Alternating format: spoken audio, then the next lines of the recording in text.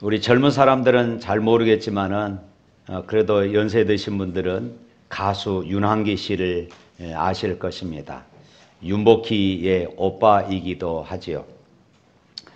이분은 70년대에 해변으로 가요라는 그런 히트곡을 낸 이후에 우리나라 최초 그룹 사운드 키보이스의 리더로 그렇게 활동을 했습니다. 그는 나는 어떡하라고, 또 장밋빛 스카프, 가는 세월, 이런 대중가요로 많은 사람들의 인기를 얻었습니다. 그러다가 80년대, 70년대 말에 갑자기 방송에서 사라져 버리고 말았습니다. 연예계를 떠나버렸죠. 그리고는 한 10년 후 90년대에 대해서 이 윤한기 씨가 목사가 돼서 등장하게 되어집니다.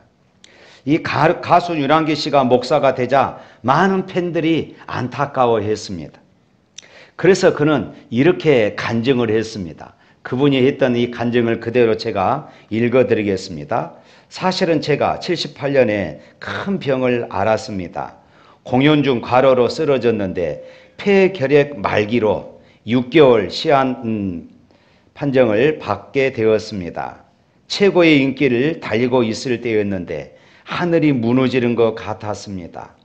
6개월 이상 생존이 불가능하다는 말을 듣고 아내와 함께 교회에 가서 금식 기도를 드렸습니다.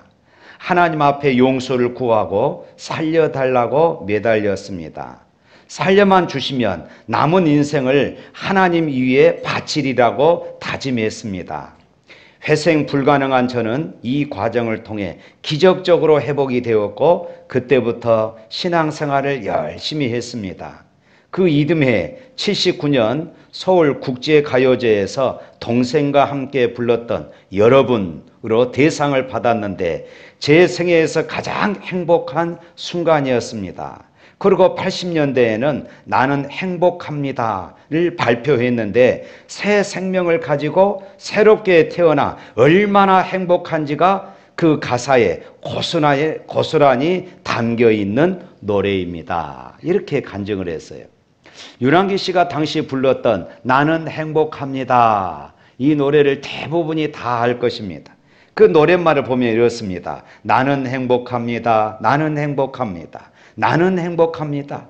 정말 행복합니다. 기다리던 오늘 그날이 왔습니다. 즐거운 날입니다. 움츠렸던 어깨, 답답한 가슴 활짝 펴봐요. 가벼운 옷차림에 다정한 벗들과 즐거운 마음으로 들과 산을 뛰며 노래를 불러요. 우리 모두 다 함께 나는 행복합니다. 나는 행복합니다. 정말 행복합니다. 이렇게 노래를 불렀어요.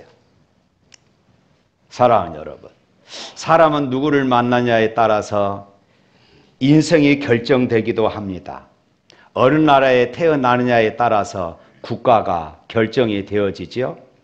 어떤 부모를 만나느냐에 따라서 성품과 그리고 인격이 인생의 큰 줄기가 결정이 되어집니다. 어떤 배우자를 만나느냐에 따라서 가정이 결정되고 또 어떤 신을 만나느냐에 따라서 그의 영혼이 결정되기도 합니다. 특별히 예수 그리스도를 만나느냐 못 만나느냐, 이것은 그 사람의 인생의 분기점이 되어지기도 합니다. 예수 그리스도를 만나는 인생과 예수 그리스도를 만나지 못한 인생은 그 출발부터 시작해서 끝까지 그 마지막까지도 완전히 달라지게 되어지는 것입니다. 현대시대는 돈만 있으면은 마음껏 인생을 즐길 수 있는 물질의 풍요는 있지만은 이 시대를 살아가는 사람들의 그 가슴은 채워지지 않는 허기와 갈증으로 목말라 하는 그런 시대인 것 같습니다.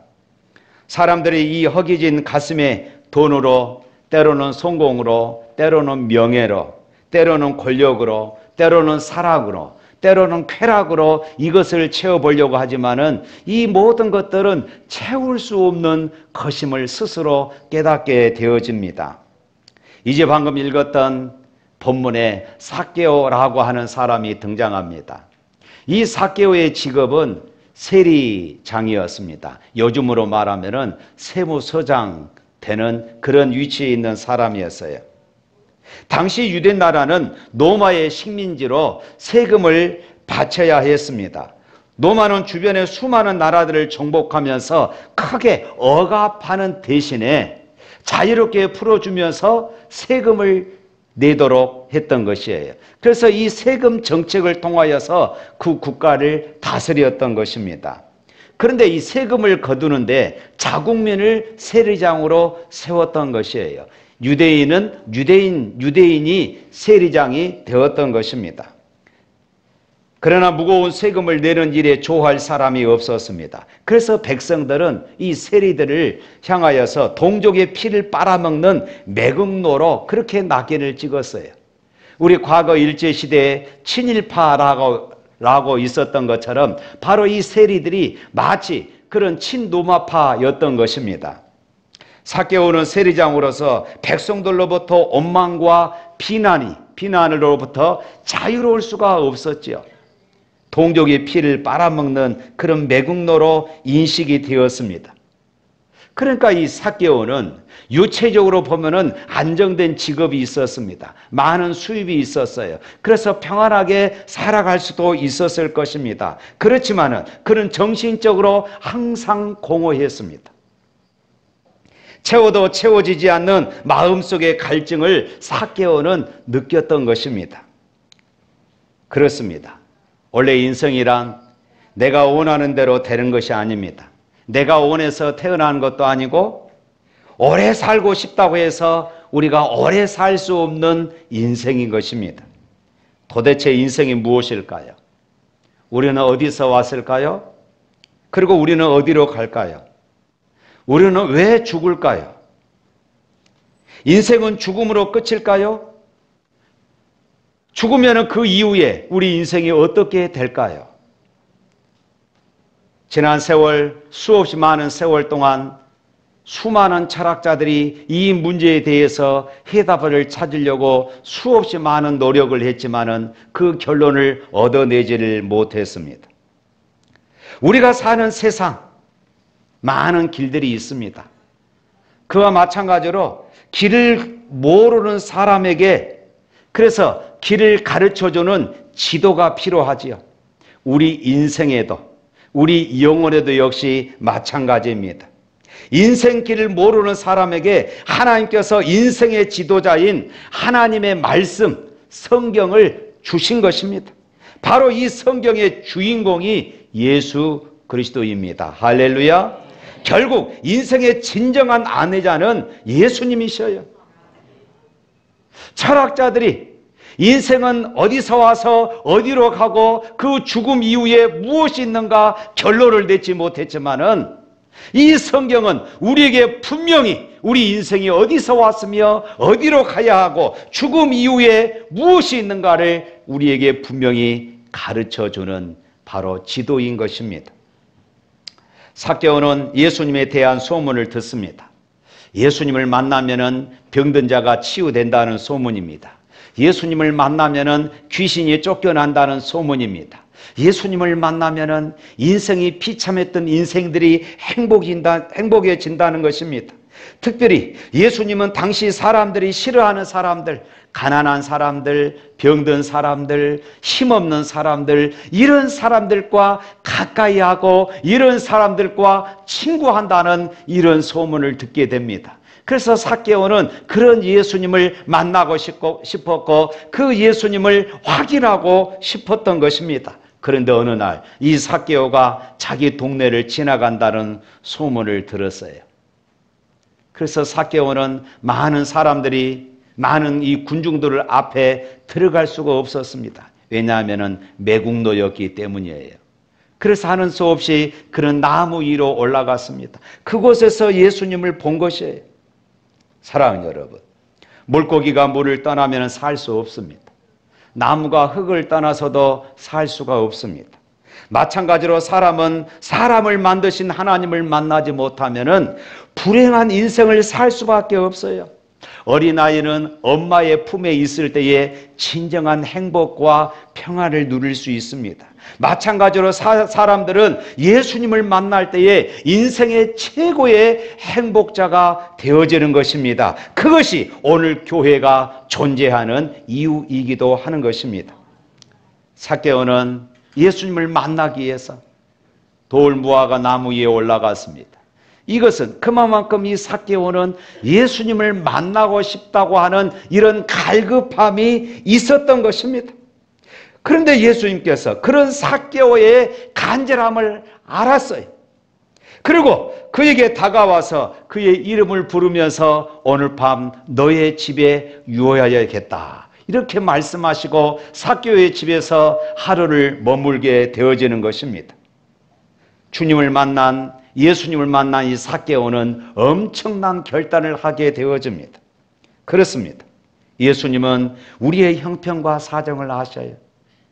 우리가 왜 우는지, 우리가 왜 아파하는지 예수님은 다 알고 있습니다.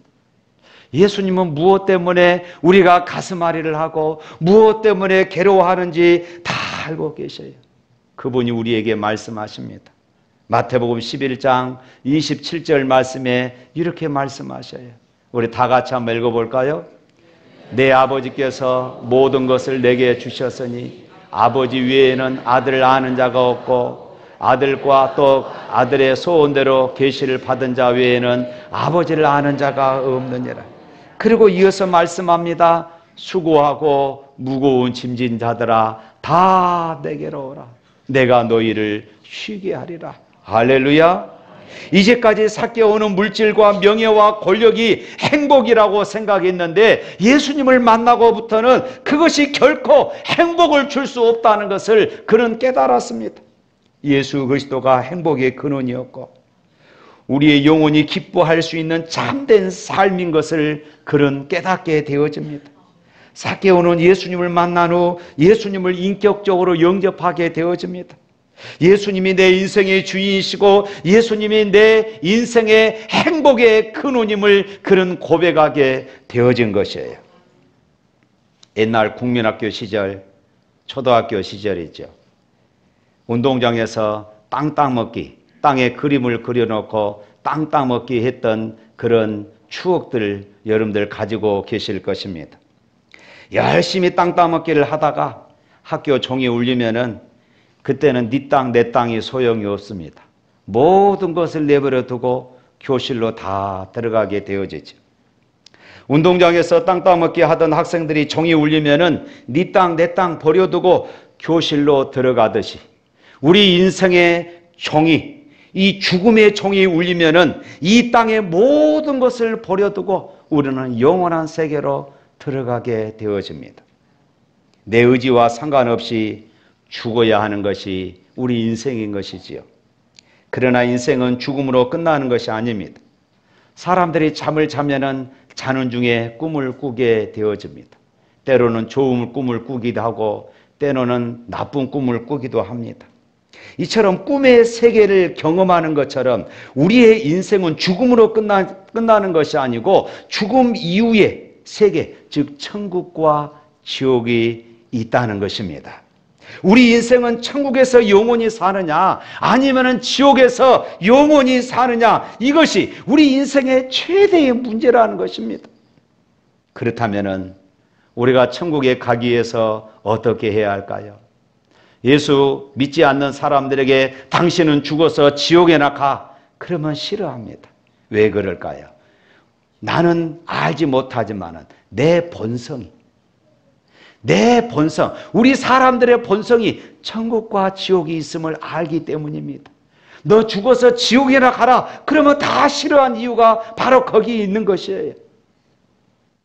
그러면은 그 천국 가기 위해서 우리가 어떻게 해야 할까요? 예수님을 믿어야 합니다. 할렐루야. 그러면은 왜 우리가 예수님을 믿어야 할까요? 왜 우리가 예수님을 믿어야 천국에 들어갈 수 있을까요? 바로 그것은 죄 때문입니다. 로마서 3장 23절 말씀에 또 이렇게 말씀합니다. 우리 다 같이 한번 읽어볼까요? 모든 사람이 죄를 범하였음에 하나님의 영광에 이르지 못하더니. 모든 사람들, 여기에 서 있는 김 목사도 포함이 되어집니다. 모든 사람들이 죄인이라고 말합니다. 인간은 죄인으로 태어납니다. 어떤 죄를 지었기 때문에 죄인이 아니라 하나님을 떠난 모든 인생들은 다 죄인입니다. 그런데 거룩하신 하나님과 죄에 빠진 인간의 이 멀어진 간격들을 사람들은 선행을 통하여서, 때로는 고행을 통하여서, 때로는 철학을 통하여서, 때로는 여러 가지 종교 활동을 통하여서 하나님 앞으로 나아가려고 그럽니다. 그러나 모든 것이 다 소용이 없는 것이에요. 내가 하나님 앞에 나아갈 수 있는 유일한 길이 있습니다. 바로 그것은 예수 그리스도입니다. 할렐루야. 예수 그리스도만이 나의 죄를 해결할 수 있는 하나님의 유일한 길이에요. 도둑은 자기의 죄를 스스로 벗지 못하지요. 공범 또한 남의 죄를 짊어질 수가 없습니다.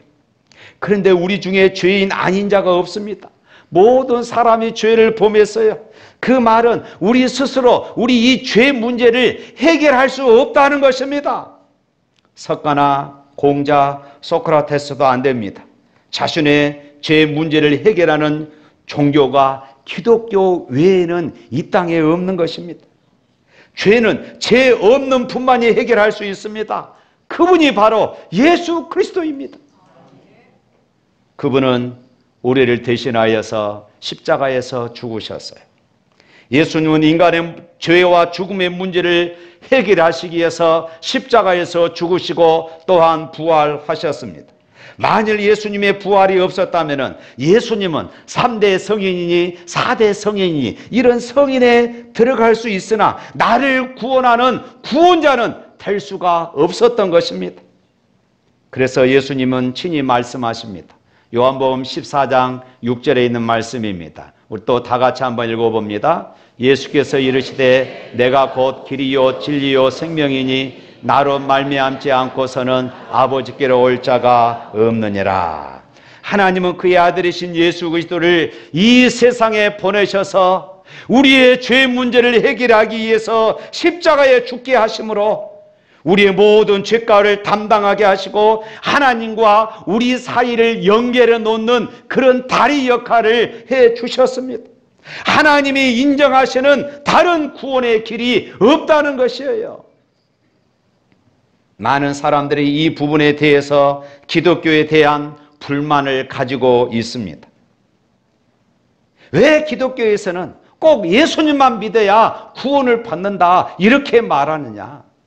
다른 종교들은 모든 종교들이 구원이 있다고 그러는데 왜 꼭 기독교만이 그러느냐? 그런데 여러분, 진리는 하나입니다. 할렐루야. 진리는 타협이 없는 것이에요. 진리는 그 자체로 진리인 것이에요. 우리가 알고 있는 석가모니, 공자, 마호메트 등 세상 종교를 창시한 이 사람들은 육신의 부모를 통하여서 세상에 태어난 사람들이지요. 이들이 성인임은 틀림없지만은 신이 아닙니다. 왜냐하면 이들은 다 죽어서 무덤을 남겼기 때문입니다. 신이 아니라는 증거입니다. 그러나 예수님은 사람의 모습을 입고 이 땅에 오셔서 사람들을 위해서 십자가에서 죽으셨지만은 부활하셨습니다. 그래서 무덤이 없어요. 이것이 바로 예수님이 참 신이시고 우리를 구원하시는 유일한 구원자라는 사실을 증명하는 것입니다. 그래서 사도행전 4장 12절 말씀에 또 이렇게 말씀합니다. 다 같이 읽어봅니다. 다른 이로서는 구원을 받을 수 없 천하 사람 중에 구원을 받을 만한 다른 이름을 우리에게 주신 일이 없음이라. 할렐루야. 사랑하는 성도 여러분, 지금 곧 예수님을 믿으시기를 바랍니다. 요한계시록 3장 20절 말씀에 보면은 또 이렇게 말씀합니다. 또 읽어볼까요? 볼지어다 내가 문 밖에 서서 두드리노니 누구든지 내 음성을 듣고 문을 열면 내가 그에게로 들어가 그로 더불어 먹고 그는 나와 더불어 먹으리라. 전도자의 두드림은 예수님의 두드림입니다. 오늘 이 자리에 새로 초청된 여러분들을 초청하는 사람들이 여러분들을 두드린 것입니다. 여러분들의 마음 문을 두드렸어요. 오늘 꼭 한 번만 와라. 오늘 내가 맛있는 밥 사줄게. 한 번만 와라. 여러 가지 약속들을 통하여서 아마 이곳에 오셨을 것입니다. 이것이 여러분을 초청하는 사람들의 두드림이 아니라 하나님이 여러분들을 그렇게 그들을 통하여서 이곳에 초청한 것입니다. 뿐만 아니라 여기 서 있는 김 목사를 통하여서, 여기 서 있는 이 목사를 통하여 여러분들에게 이 설교를 통하여 하나님은 여러분들을 지금 두드리고 계십니다. 가수 태진아를 아시지요? 이분이 맨 처음에 데뷔해서는 그렇게 주목을 받지 못했습니다. 매우 힘들고 가난한 세월을 보냈습니다. 그는 한국에서 성공하지 못하자 꿈을 가지고 미국으로 건너가게 되어집니다. 역시 그곳에서도 일이 잘 안 되었습니다. 그는 이옥형이라는 여자와 결혼을 했습니다. 남편의 돈벌이가 변변치 않으니까 아내가 가서 이제 돈을 벌어옵니다. 그러면은 이 태진아는 그 돈을 가지고 도박의 도시 라스베가스로 가서 또 도박을 하고 다 탕진합니다. 아내와의 갈등이 시작되었습니다. 그러나 아내는 이 태진아의 방탕을 끝까지 참아주고 견디어 줍니다. 방황의 날이 계속되고 있을 때에 아내는 이상하게 밤만 되면은 어디를 내주라는 것이에요. 태진아가 하루는 아내의 뒤를 밟았습니다. 도대체 이 밤에 어디를 이렇게 갈까? 그랬더니 아내는 밤마다 교회를 가서 기도하고 있는 것이었어요. 그래서 태진아는 아내가 예수 바람이 났다고 또 핍박하기 시작했습니다. 그러자 아내는 교회에 가는 것만큼은 막지 말아달라고 눈물로 예언했어요. 알고 봤더니 장모님이 암 선고를 받았다는 것입니다. 방황하는 남편과 그리고 친정어머니의 그런 병투병으로 인하여서 아내는 그렇게 밤마다 교회에 가서 기도하고 세상에 의지할 데가 없는 그는 교회에 가서 매일매일 그렇게 눈물을 흘리며 기도했던 것이에요. 어느 날 술이 취한 채 태진아는 아내를 따라 교회를 갔습니다. 성도들이 부르는 찬송 소리에 가수였던 이 태진아는 술이 확 깬 것입니다. 가수로서 노래를 많이 불렀지만은 찬송 한 곡이 그의 마음을 확 휘저었던 것이에요. 그 찬송 가사에 사로잡혔습니다. 태진아는 이 찬송을 들으면서 난생 처음으로 자기도 모르는 눈물을 흘리기 시작한 것입니다. 그 찬송이 279장이었습니다. 인내하신 구세주여 내가 비오니 죄인우라 하실 때에 날 부르소서 주여 주여 나가 비오니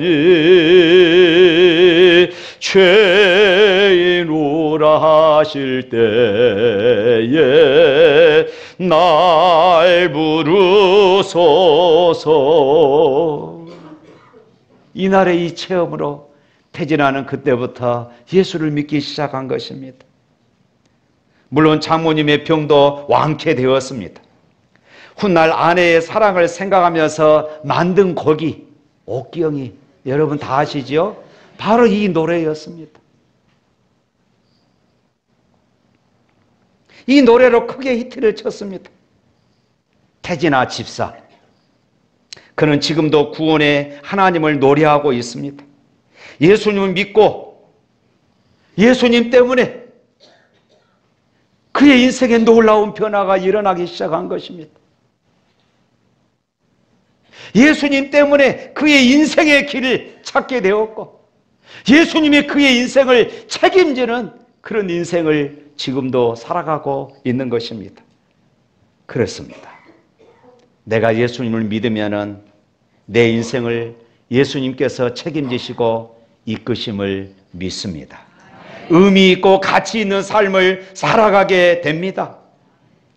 사랑하는 여러분, 세상 사람들은 명예, 권력, 지식, 돈, 향락, 사치, 술 이런 것들로 행복을 채우려 하지만은 결국 허무와 슬픔뿐인 것을 깨닫게 되어집니다. 우리가 불행한 것은 한 가지 모자라서 그렇습니다. 그 한 가지가 무엇이냐? 바로 예수 그리스도입니다. 이것만 채워주면은 우리는 행복한 삶을 살아갈 수가 있는 것입니다. 오늘 이곳에 초청된 여러분, 그리고 우리 샘물가족 여러분, 여러분은 바로 지금 이 자리에서 기도로 그 예수 그리스도를 내 마음에 모실 수 있고 이 기도로 예수님을 믿을 수 있는 것입니다. 여러분 앞에 화면을 보시고 한번 진심으로 여러분들 같이 한번 읽어보도록 하겠습니다. 다 같이 한번 천천히 읽어봅니다. 주 예수님, 나는 예수님을 믿고 싶습니다. 십자가에서 죽으심으로 내 죄값을 담당하시니 감사합니다. 지금 나는 내 마음의 문을 열고 예수님을 나의 구주, 나의 하나님으로 영접합니다. 나의 죄를 용서하시고 영생을 주심을 감사합니다. 나를 다스려 주시고 나를 주님이 원하시는 사람으로 만들어 주옵소서. 예수님의 이름으로 기도합니다. 아멘. 사랑하는 여러분, 진정 행복하기를 원하십니까? 예수님을 믿으시기를 축복합니다. 진정으로 예수님을 모시면 행복해집니다. 평안해집니다. 소망이 넘칩니다. 오늘 전도주의를 통하여 우리 샘물교회 오신 여러분, 예수님을 인격적으로 믿으시고 여러분들의 오늘의 발걸음이 오늘로 끝나지 않고 천국 가는 그날까지 행복한 발걸음이 될 수 있기를 주님의 이름으로 축복합니다. 우리 찬양하겠습니다.